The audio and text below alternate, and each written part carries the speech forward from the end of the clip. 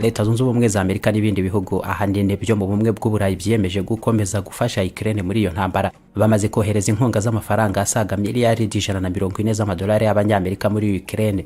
Naho abaturage barenga miliyoni 8 b'abanya-Ukraine bo bakiriwe mu bihugu byo mu Burayi nk'impunzi. Abatari bake muri bo barangije gutuzwa bahabwa n'ibikenewe byinshi ngo bakomereze ubuzima muri ibyo bihugu, ku buryo benshi barangije gutuzwa nyine nyabyo biteye nkaho n'iyi ntambara yarangira bamwe n'ubundi badateganya gusubira iwabo muri Ukraine. No kwakirwa kwabo mu Burayi n'amaboko yombi bitaweho cyane muri ibyo bihugu by'Uburayi ubusanzwe bigirana ibibazo bikomeye n'abava mu bindi bice byese nko mu burasirazuba bwo hagati no muri Afrika bagerageza guhungirayo, bakabakumira buri gihe hitabajwe ibyashoboka byose, bikanamera nkaho babatinya byihariye bakabishisha nk'inyamaswa zigambirira kujya kubarimburira mu bihugu byabo.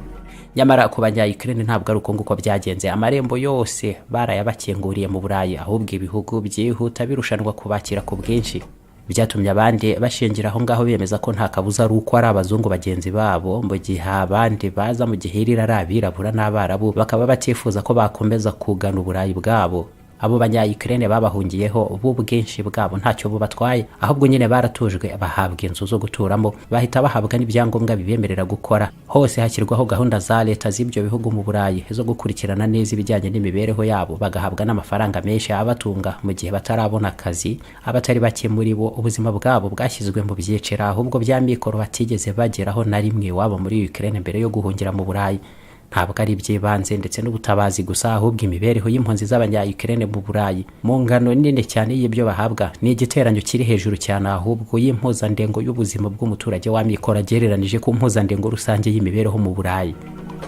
Ibyo ni ku banya-Ukraine bahungiye mu bihugu bitandukanye mu Burayi, ariko inkunga nyinshi nanone mu mafaranga menshi nayoherezwa muri Ukraine nayo ikomeza gutabaza buri gihe abayifasha umunsi ku wundi, bohererezwa za miliyari na za miliyoni nyinshi z'amadolari ya Leta Zunze Ubumwe za Amerika ngo yo gukomeza kuyifasha mu ntambara n'Abarusiya. Ariko nta nubwo ari ibyo gusa, kuko n'ubundi mu myaka ishize mbere gato y'intambara n'Abarusiya, Ukraine yari kimwe mu bihugu bifite ibibazo bikomeye cyane mu by'ubukungu bwabyo bwakomezaga kugwa bikabije, hakabarizwa ruswa yaciye ibintu ndetse no kunyereza amafaranga ya leta byo ku kigero gihambaye.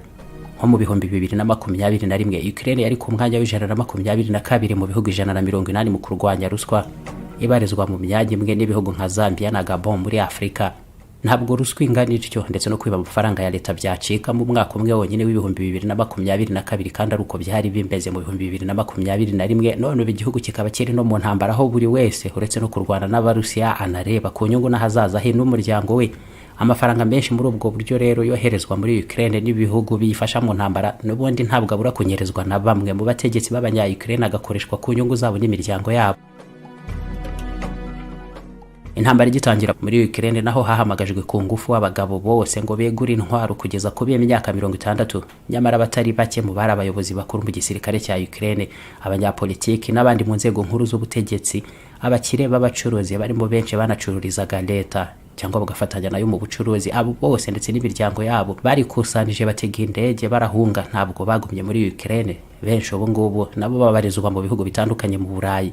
Nk'urugero kuri iyi ngingo, mbere gato y'uko intambara itangira ku itariki 24 z'ukwa kabiri mu bihumbi 2022, mu minsi yabanje nko ku itariki 14, abadepite 37 bose mu nteko ishinga amategeko ya Ukraine bavanyemo akabo karenge bafumyamo batega indege n'imiryango yabo, bose barahunga.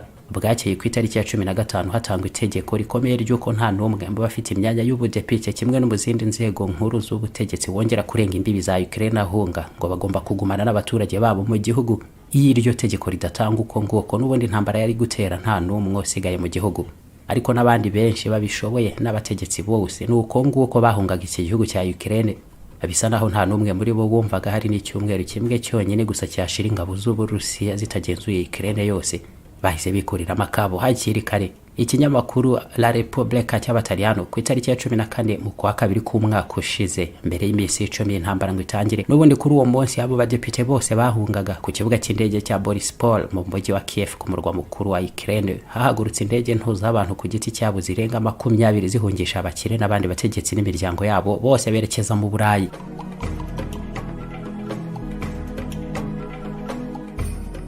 abanya-Ukraine b'abaherwe batunze amafaranga menshi gusumba abandi barimo abazwi cyane nka Vadim Novinsky wari usanzwe wari n'umudepite mu nteko ishinga amategeko ya Ukraine, Vasily Khmelnytsky na Vadim Stolar, abandi nka Vadim Nesterenko cyangwa Andrei Stavonsa bose bahunze Ukraine hakiri kare mu ndege zakodeshejwe ngo ziberekeze mu bindi bihugu n'imiryango yabo mbere y'uko intambara itangira. Naho umunyemari w'umunyapolitiki Igor Abramovich nawe akodesha indege bwite ajyamo n'abantu barenga 50 bose bava muri Ukraine berekeza muri Australia. Abanyapolitiki, abaherwe, abacuruzi, abanyemari n'abasirikare bakuru batari bake benshi bahunze Ukraine mbere gato y'uko intambara itangira. Benshi berekeza mu mijyi nka Nice, Munich, Vienne, abandi bajya no mu bindi bihugu bitandukanye mu bumwe bw'Uburayi.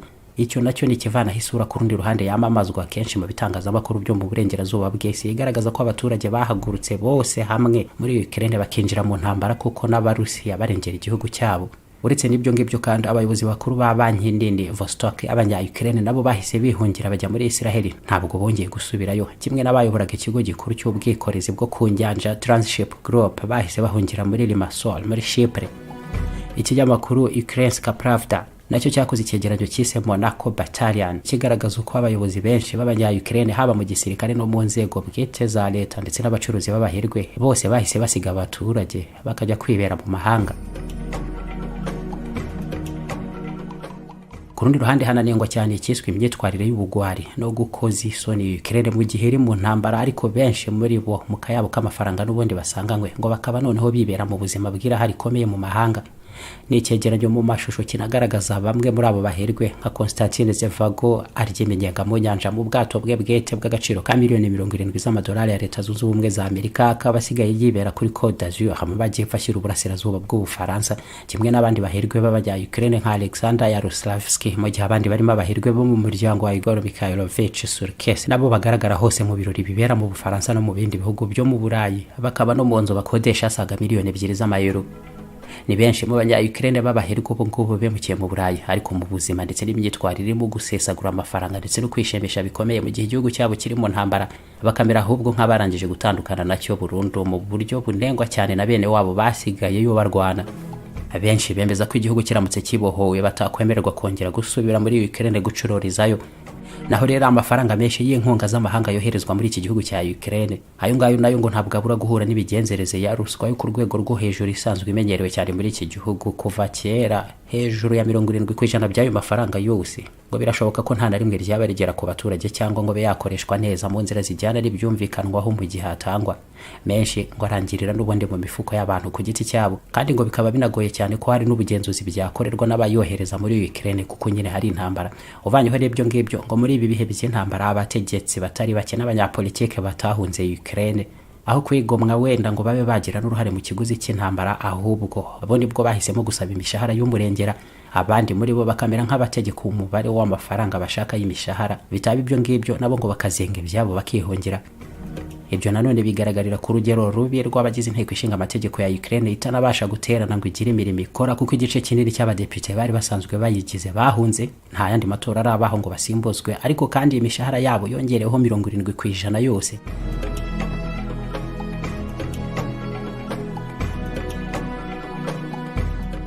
Naho toni zibarirwa mu bihumbi byinshi z'imfashanyo z'ibiribwa, imiti ndetse n'imyambaro bigenerwa abaturage mu bice biberamo imirwano nazo zikomeza kuburirwa irengero buri gihe muri Ukraine mu bujura bugirwamo buri gihe uruhare na bamwe mu bayobozi bakuru baba bashinzwe ahubwo kubigenzura. Ikigo cy'igihugu gishinzwe kurwanya ruswa muri Ukraine NABO mu kwezi kwa 9 ku mwaka wa 2022 nibwo cyatangije iperereza ku bantu batandukanye mu nzego nkuru z'ubutegetsi, barimo Andrei Yermak, akaba ari n'umuyobozi mukuru w'ibiro bya Perezida Zelensky ndetse n'umwongerije Kirill Tymoshenko ndetse n'abandi batatu mu buyobozi bukuru bw'ishyaka riri ku butegetsi Servant of the People Party, bose bahuzwa buri gihe no kunyereza imfashanyo z'agaciro kabarirwa muri za miliyoni z'amadolari ya Leta Zunze Ubumwe za Amerika zari zigenewe abaturage mu bice bya Zaporizhzhia, ariko ngo ntabwo zigeze bageraho kuko abategetsi babo babinyereje bakabigurisha. Uretse ibyo hariho n'impungenge zikomeye ahubwo z'uko hari bamwe mu buyobozi bukuru bwa gisirikare nabo ngo baba bashobora kuba hari intwaro banyereza zikagurishwa mu bindi bihugu birimo Ubushinwa n'Uburusiya bahanganye nabwo. Ahubwo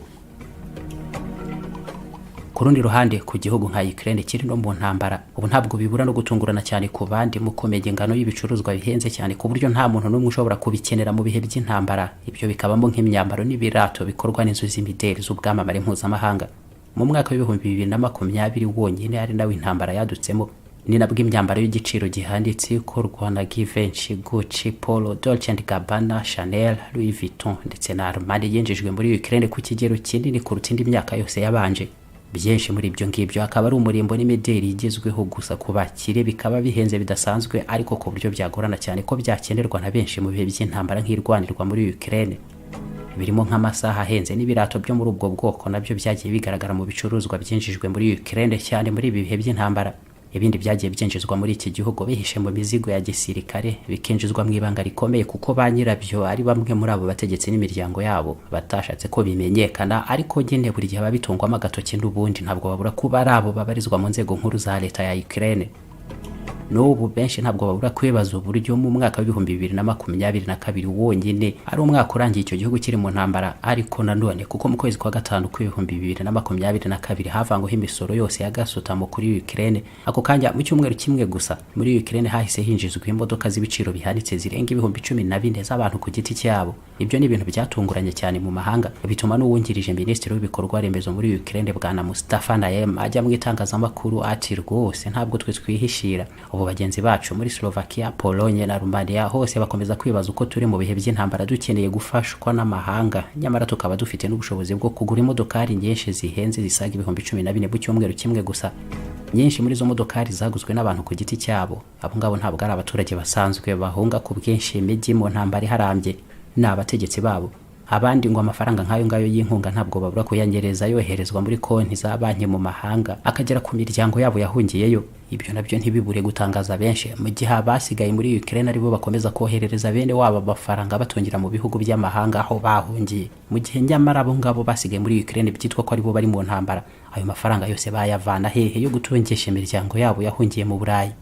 Nta kabuza rero ngo ayo ngayo namwe muri miliyaridi nyinshi z'amadolari ahora yoherezwa muri Ukraine, abategetsi baho abatari bake muri bo nabo bakayishyirira mu mifuko yabo. Naho ibijyanye n'intambara kuba abanya-Ukraine badatsindwa byihuse mu gihe bitwara uko nguko, bikagaragazwa ko ari uko hari ingano nini cyane y'intwaro bakomeza kohererezwa, ndetse n'abasirikare b'abanya-Ukraine bakarwana n'umurava wo kurengera igihugu cyabo, kuko n'ibyo by'amafaranga n'inkunga bo batazi ibyo ari byo cyangwa ngo babe babikurikirana. Ahubwo abo basirikare bato bakarenga, bamwe bagashora n'amafaranga yabo cyangwa se y'imiryango yabo mu ntambara. Benshi imodokari zabo bwite nizo batwara, bakishyurira n'ibiciro byo kuzikora no kuzitaho. Benshi muri Ukraine n'abaturage baheruka kwegura intwaro binjira mu gisirikare mu ntambara barahoze ari abasivile. Ubumenyi bwabo bari nabwo bashyira ku nyungu zo kurengera igihugu cyabo muri iyo ntambara, barimo abakanishi, inzobere mu by'ikoranabuhanga, abaganga ndetse n'abandi. Ni intambara barwana mu gushyira hamwe ubumenyi, benshi barinda imijyi yabo. Abo batandukanye cyane na benshi mu bategetsi babo nabo bibereye mu byo busahuzi n'inyungu bwite. Ni intambara kuri bamwe, abandi baracyari mu kwihahira imodokari z'ibiciro no kwigurira imyenda n'inkweto bya Gucci, Givenchy na Dolce & Gabbana. Ku ruhande rumwe n'abakire n'abategetsi bibereye muri Dolce Vita, mu gihe ku baturage n'abasirikare bato basanzwe bari amasasu n'intambara y'urudaca. iFix Technology Limited turacuruza kandi tukabakorera ibikoresho byose bya Apple. Mu gihe wahura n'ibibazo by'ibikoreshereze yabyo cyangwa se ukundi kwangirika, Mac computer, iPhone cyangwa iPad ni ibikoresho twe dufite mu bunararibonye bw'imyaka myinshi. Turabafatanya bikorwa kandi ba Positivo BGH. Turahari ngo tubakemurire ibibazo byose mwagirana n'ibikorere ya computers z'iki kigo. Hanyuma kandi dutanga n'amahugurwa ku banyeshuri n'abandi mwese mwifuza kugira ubumenyi buhagije mu gukora ibikoresho bya Apple, byaba byangiritse cyangwa se no kubisubiza imikorere ikwiye y'umwimerere wabyo. Tubarizwa muri Atene Building, etage ya 2 mu cyumba 050. Waduhamagara kandi kuri 0788 44 21 cyangwa nanone kuri 0788 44 iFix Technology Limited. We are Apple devices experts.